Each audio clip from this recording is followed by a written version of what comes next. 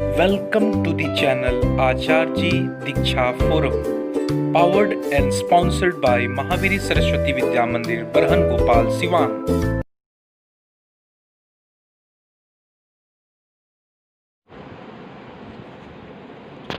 Good morning, all of you. I think so. This lecture third video session is beneficial and also fruitful to all class 9th student of CBSE as well as other states examination board. So without lagging a second of time, just proceed to our next topic, and the today's topic is work done by a constant force. Today's topic is work done by a constant force. Work done by a constant force. Topic जो हमारा work done by a constant force है, हमें मालूम है कि किसी भी object के डिस्प्लेसमेंट का डायरेक्शन और उस फोर्स का डायरेक्शन जिधर की ओर वो फोर्स अप्लाई हुआ है, इन दोनों के बीच में एक रिलेशनशिप इस्टेब्लिश होता है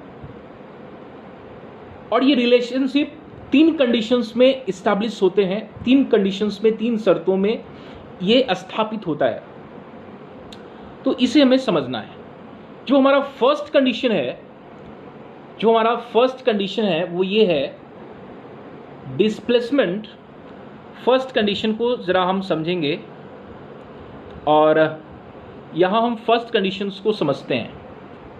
फर्स्ट कंडीशन है हमारा displacement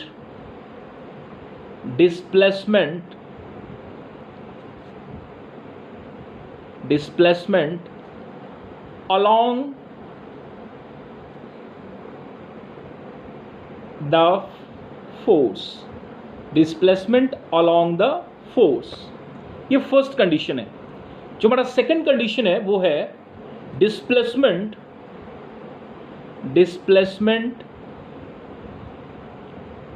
along the opposite force। Displacement along the opposite force। और जो हमारा थर्ड कंडीशन है जो कि बहुत ही इंपॉर्टेंट है वो है displacement along the perpendicular to the force। तो ये तीन कंडीशंस को हमें कुछ सिचुएशनल एग्जाम्पल्स के जरिए समझना है। तो पहला हमारा है, जो पहला कंडीशन था वो क्या है, displacement along the force applied. यानी कि जो फोर्स सपोज करना है, यहाँ देखिए कि मैंने एक ब्लॉक को लिया, ठीक है, ये हेवी ब्लॉक, यहाँ पे हमने एक हेवी ब्लॉक को लिया है, ठीक है, यहाँ हमने एक ब्लॉक लिया और इस ब्लॉक पे मैंने एक फोर्स इंट्रोड्यूस कराया। इस ब्लॉक पे मैंने एक फोर्स इंट्रोड्यूस कराया और इस फोर्स का नाम हमने एफ रखा कि हमने एफ न्यूटन का फोर्स इस ब्लॉक पे डेवलप कराया है। एफ न्यूटन का फोर्स इस पे लगा, इस ब्लॉक पे। तो क्या होगा, तो इस ब्लॉक को, यदि ये ब्लॉक फॉरवर्ड मूव करता है, सपोज कीजिए ये फॉरवर्ड मूव करता है और ये समथिंग, ये डिस्प्लेसमेंट कवर करता है एस, ठीक है, ये एस डिस्प्लेसमेंट को कवर करता है। इसका मतलब क्या कि जिधर की ओर में हमने फोर्स अप्लाई किया उधर की ओर ही ये ब्लॉक भी रोल कर रहा है, ये ब्लॉक भी स्लाइड होता हुआ गया। तो इस सिचुएशन में जो हमारा वर्क डन होगा वो क्या होगा, तो हमने पिछले लेक्चर्स में ही समझे हैं, पिछले वीडियोस में हमने समझा कि W is equal to F होता है with a mathematical definition of work done. तो इस सिचुएशन में हम क्या होगा, तो इस सिचुएशंस में जो हमारा वर्क डन होगा वो पॉजिटिव होगा। क्या होगा, पॉजिटिव होगा।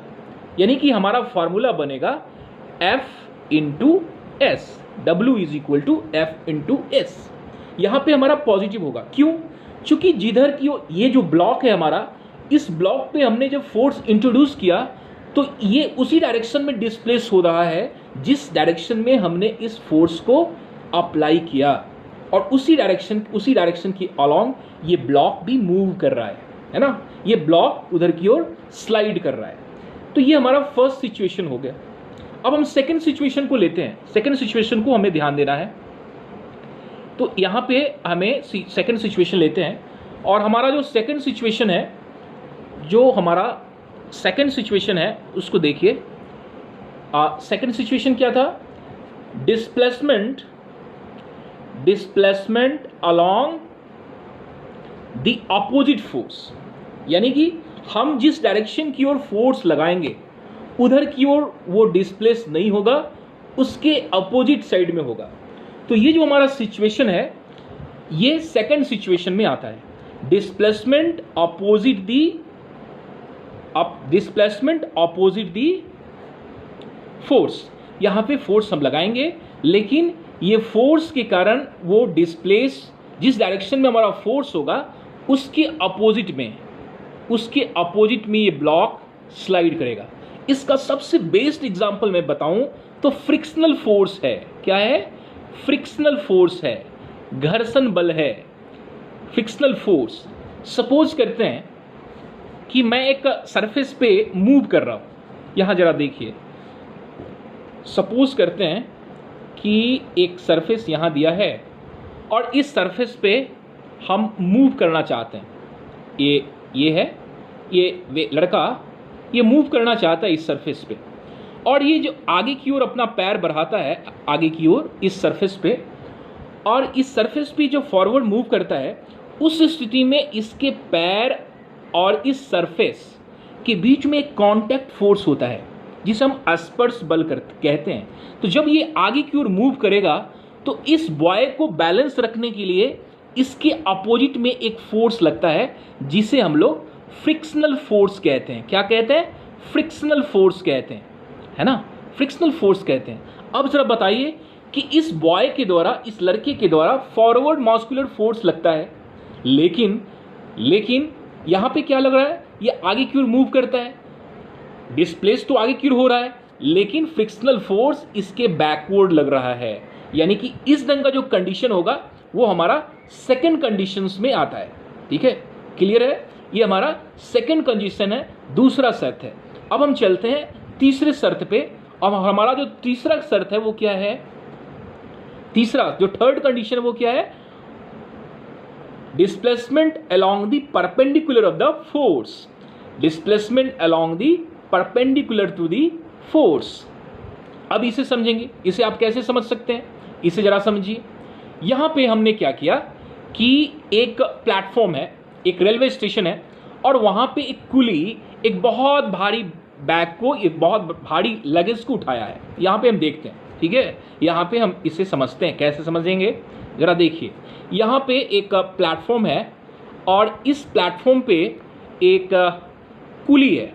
ठीक है, एक कुली है और यहाँ पे एक कुली है और ये इस ढंग से, और इसने एक बहुत बड़ा सा बैग अपने सिर पे उठाया है। ठीक है, बहुत बड़ा सा बैग अपने सिर पे उठा रखा है, और ये इसके बाद लगेज यहाँ पे बहुत बड़ा है।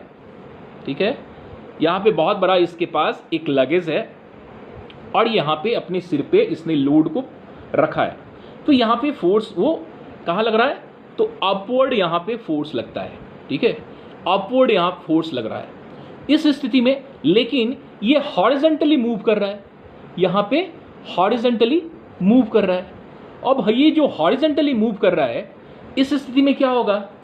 ये स्थिति में हमारा जो वर्क डन होगा वो जीरो होगा। ठीक है, इस स्थिति में हमारा वर्क डन जीरो होगा। तो ये कंडीशंस, ये सिचुएशनल एग्जांपल्स को आपने समझा। एक और हम लोग सिचुएशनल एग्जांपल्स लेते हैं, इसे आप समझिए।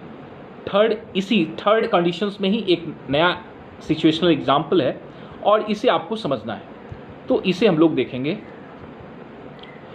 ये कंडीशंस यहाँ पे एक फ्लाइट हमने लिया, एक एरोप्लेन है, और ये एरोप्लेन ये एरोप्लेन ऊपर की ओर हवा में उड़ रहा है ना।